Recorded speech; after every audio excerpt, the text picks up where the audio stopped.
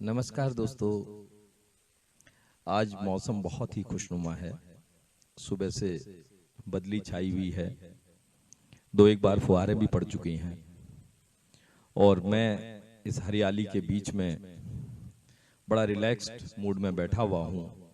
बगल में आम का पेड़ है। ऐसे में अगर श्रृंगार की बात ना हो तो फिर क्या फायदा। तो एपिसोड की शुरुआत आज एक अपनी श्रृंगार की रचना से करना चाहूंगा दोस्तों, आप सबको समर्पित। कि नाव कागज की कभी हमने बनाई थी बहुत, नाव कागज की कभी हमने बनाई थी बहुत, और आंसुओं के सागरों में फिर डुबाई थी बहुत।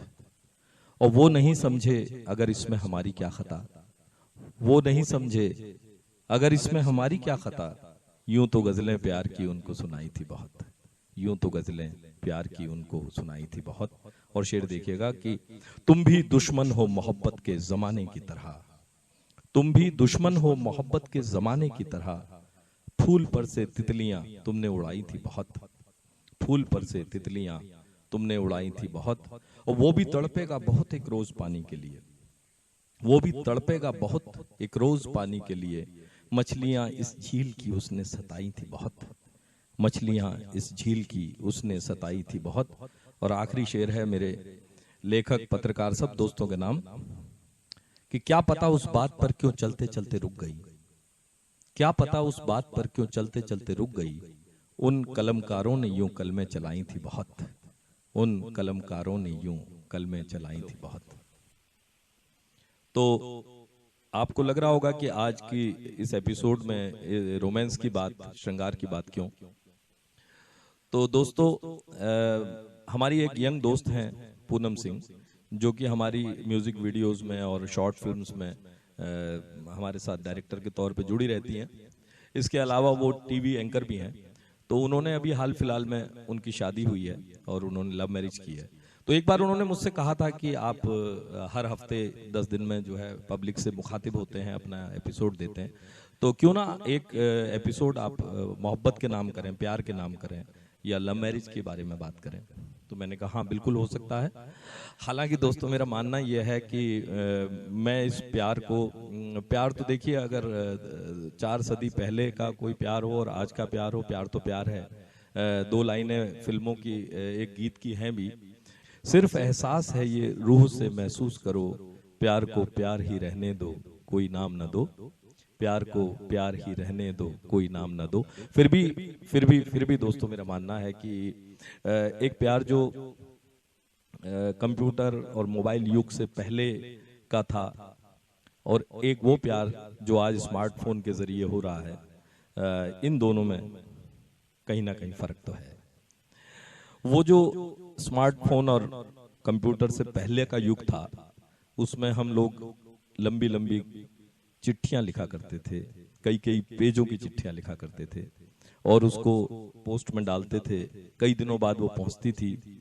फिर उस चिट्ठी को घर में छिपा के रखना पड़ता था कि कहीं परिवार वालों के हाथ ना पड़ जाए, दोस्तों के हाथ ना पड़ जाए। उसके बाद फिर उसका जवाब लिखने के लिए मौका ढूंढना पड़ता था, फिर उसको डाक में डालना पड़ता था और वो लंबे समय बाद पहुंचती थी। तो वो जो लंबे लंबे इंतजार की बात है, इसी तरह से एक लड़की जिसको हम प्यार करते थे, जिसको हम मोहब्बत का इजहार करना चाहते थे, कई हफ्ते कई महीने उसको देखते रहते थे, निहारते रहते थे। और एक दिन जब वो हल्के से मुस्कुरा जाती थी तो ऐसा लगता था दोस्तों जिंदगी बन गई। आज का प्यार थोड़ा सा अलग है। आज क्योंकि सब लोग कोएड में एक साथ पढ़ते हैं, हंसते हैं, बोलते हैं, तो कई बार ये पता नहीं चल पाता है कि लड़का और लड़की जब आपस में बात कर रहे हैं तो उसका अंदाज लगाना मुश्किल होता है कि ये लड़के लड़के के बीच का रिलेशन है कि लड़का और लड़की के बीच का रिलेशन है।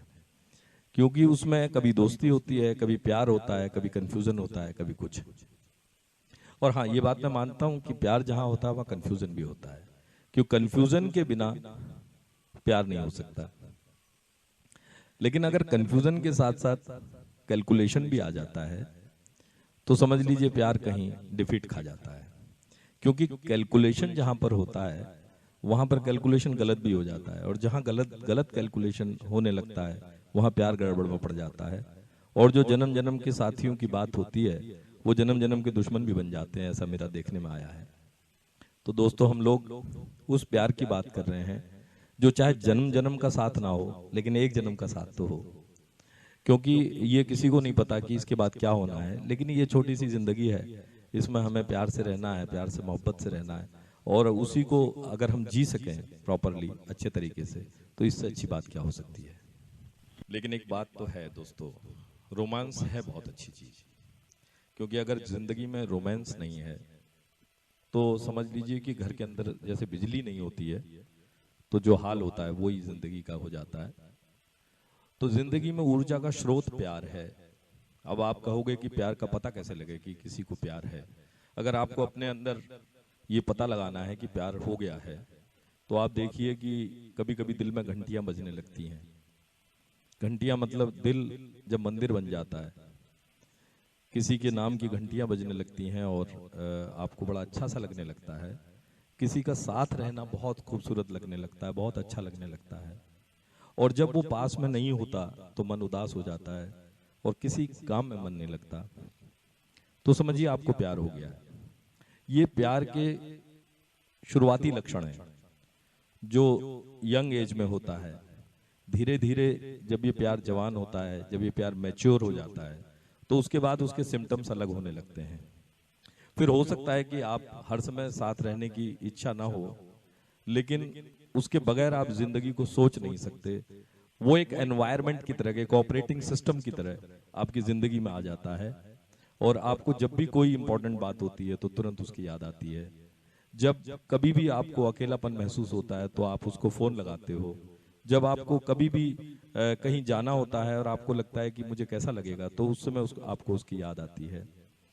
तो दोस्तों, ये प्यार बहुत ही एक अलग तरह का सिस्टम है जो हमारी जिंदगी के साथ जुड़ जाता है, और हमको अलग अलग तरीके से, अलग अलग मौकों पर, अलग अलग चीजों से प्यार जरूर होता है। मैं अपने प्यार के बारे में आपको बताना चाहता हूँ।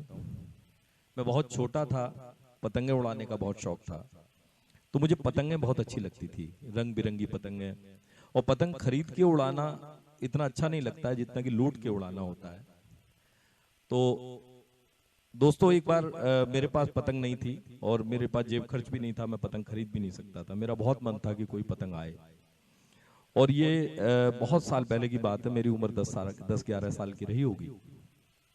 तो दोस्तों, एक पतंग बहुत दूर कहीं कट के आ रही थी, और मैं बार बार भगवान से दुआ कर रहा था कि ये पतंग मेरे पास आ जाए। और न जाने क्या हुआ कि हवा का रुख कुछ ऐसा हुआ कि धीरे धीरे धीरे धीरे कट के वो पतंग सीधे मेरी छत पे और डोर मेरे हाथ पे आ गई। वो पतंग मुझे आज तक याद है कि उसका ऊपरी हिस्सा पीले रंग का था और नीचे काले रंग का था, और बहुत सुंदर पतंग लग रही थी वो। और मुझे ऐसा लग रहा था जैसे कि कोई सुंदर सी लड़की अलग अलग कलर का सलवार सूट पहन के आई हो। मुझे उस पतंग से बहुत मोहब्बत हो गई। मैंने उसको अखबार के अंदर संभाल के रखा और अपनी अलमारी के ऊपर रख दिया, जिससे कि ज्यादा धूप पड़ने से या रोशनी पड़ने से इसके कलर, इसका सलवार सूट फेड ना हो जाए।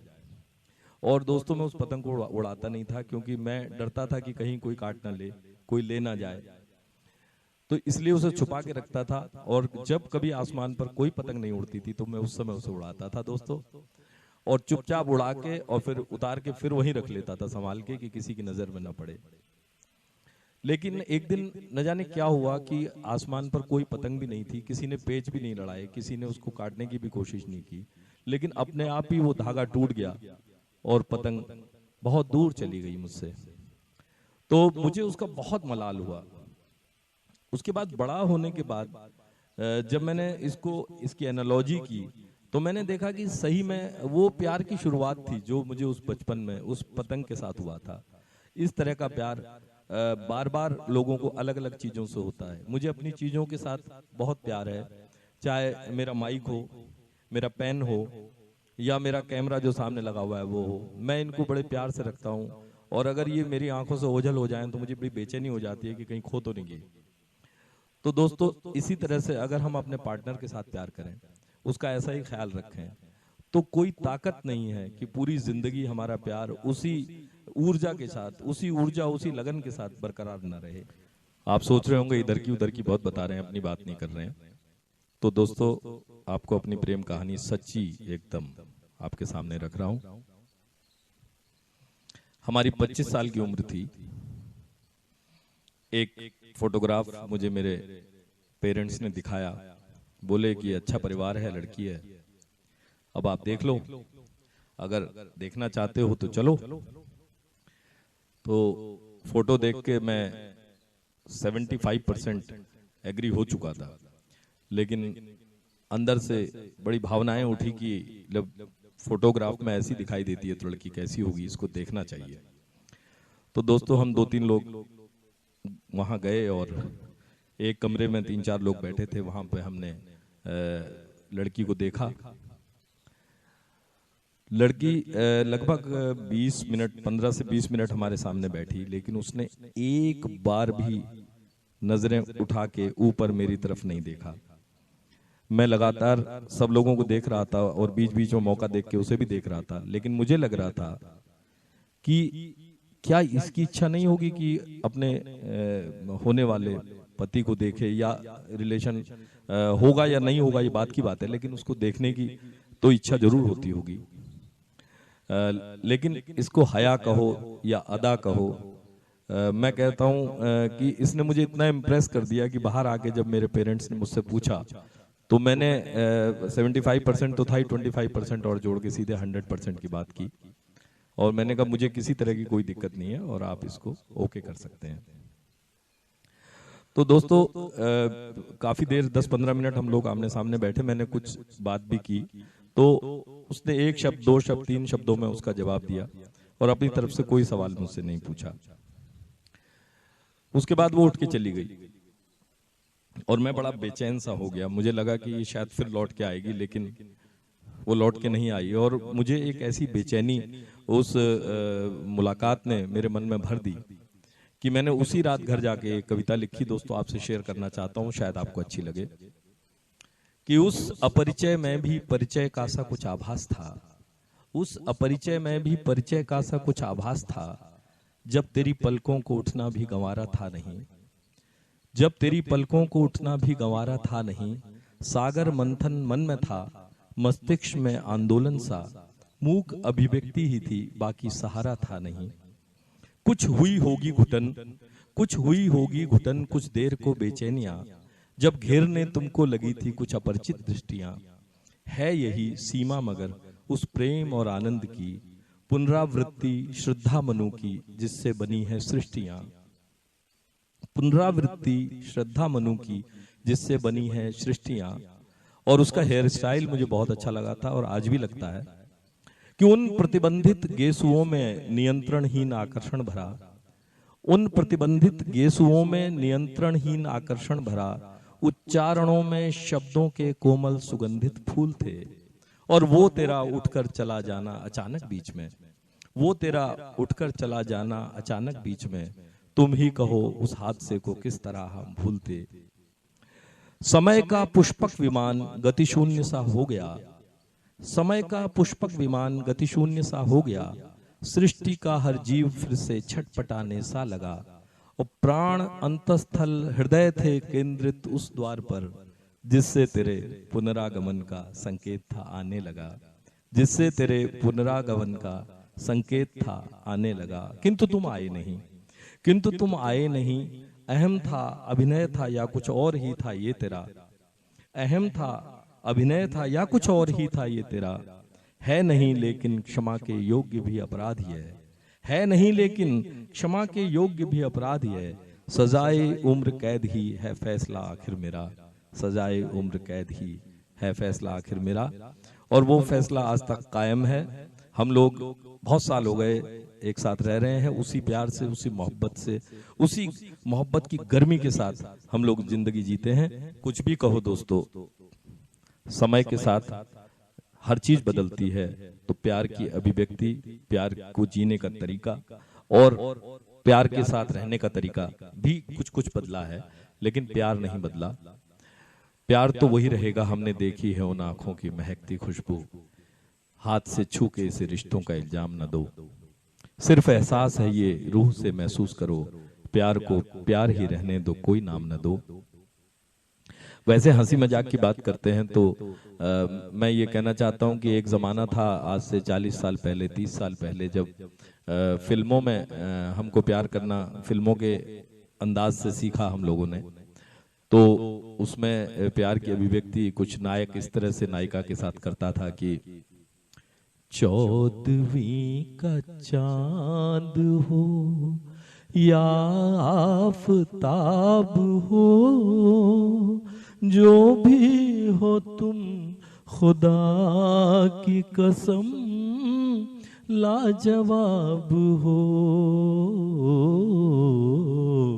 14वीं का चांद हो। और आज कुछ मामलों में आपको देखने को मिलता है कि जब नायक नायिका की प्रशंसा करता है तो वो किस तरह से उसको बोलता है, तू चीज बड़ी है मस्त मस्त, तू चीज बड़ी है मस्त। तो वो सोबरनेस थोड़ी सी हंसी मजाक में, थोड़ी सी चुहलबाजी में बदल गई है। मैं समझता हूं कि समय की जरूरत है, समय की मांग है, थोड़ा अंतर होना चाहिए। लेकिन ऐसा भी नहीं होना चाहिए कि दिल पे पत्थर रख के मुंह पे मेकअप कर लिया, मेरे सैया जी से आज मैंने ब्रेकअप कर लिया। अरे ब्रेकअप इतनी खुशी की बात तो नहीं है मेरे ख्याल से। दो लोग कितनी मुश्किल से मिल पाते हैं, उनके दिल उनकी आत्माएं मिलती हैं, तो उसको ऐसे हंसते गाते हुए ब्रेकअप थोड़ी किया जाना चाहिए। या तो ये लोग जानते नहीं है ब्रेकअप किसको बोलते हैं, या इनको ये पता नहीं है कि ब्रेकअप करने से क्या होने वाला है।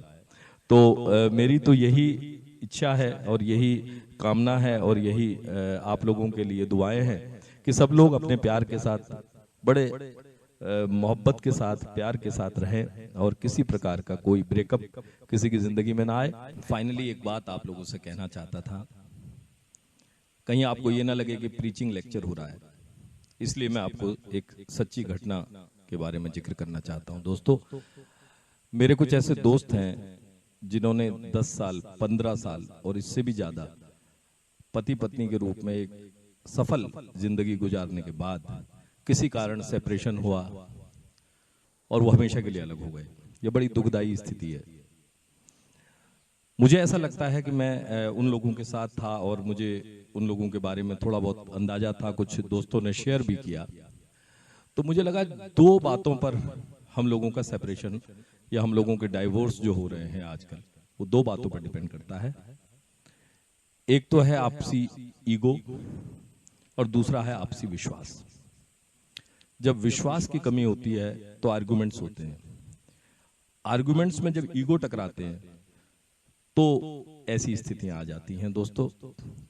और एक चीज और, एक सच्ची घटना बताना चाहता हूं कि जो लोग 1 साल, 2 साल, 4 साल, 10 साल एक अच्छी जिंदगी गुजारने के बाद अलग अलग हो जाते हैं, ये सेपरेशन हो जाता है, डिवोर्स हो जाता है, उनका एक इमोशनल डिस्ट्रैक्शन भी उसके साथ साथ होता है। यानी कि जब एक लंबा टाइम हो जाता है, उनको अलग अलग हुए, तो उन्हें फिर वो दिन याद आते हैं, वो पुराने इमोशंस याद आते हैं, वो पुराना समय याद आता है, और ये पूरी जिंदगी के लिए एक दुखदाई चीज हो जाती है। तो मेरा आप लोगों से निवेदन है कि मेरे इस अनुभव से और मेरी इस जानकारी से हम सब लोगों को, हमारे यंग दोस्तों को जरूर लाभ उठाना चाहिए। और एक बार जुड़े हुए संबंध में विश्वास और ईगो, इसमें कोई प्रॉब्लम नहीं आना चाहिए। अगर 2 चीजें मेंटेन रहेंगी तो मुझे लगता है कि पूरी जिंदगी हम लोग साथ साथ रह सकते हैं। 7 जन्म रहे ना रहे कोई बात नहीं, लेकिन एक जिंदगी भी अगर ढंग से रहे तो एक बहुत बड़ी उपलब्धि होगी। इन्हीं बातों के साथ और प्यार की इन्हीं खुशबुओं के साथ मैं आपको छोड़ के जा रहा हूं अपने अगले एपिसोड के लिए, और तब तक के लिए मुझे इजाजत दें। नमस्कार, शब ख़ैर।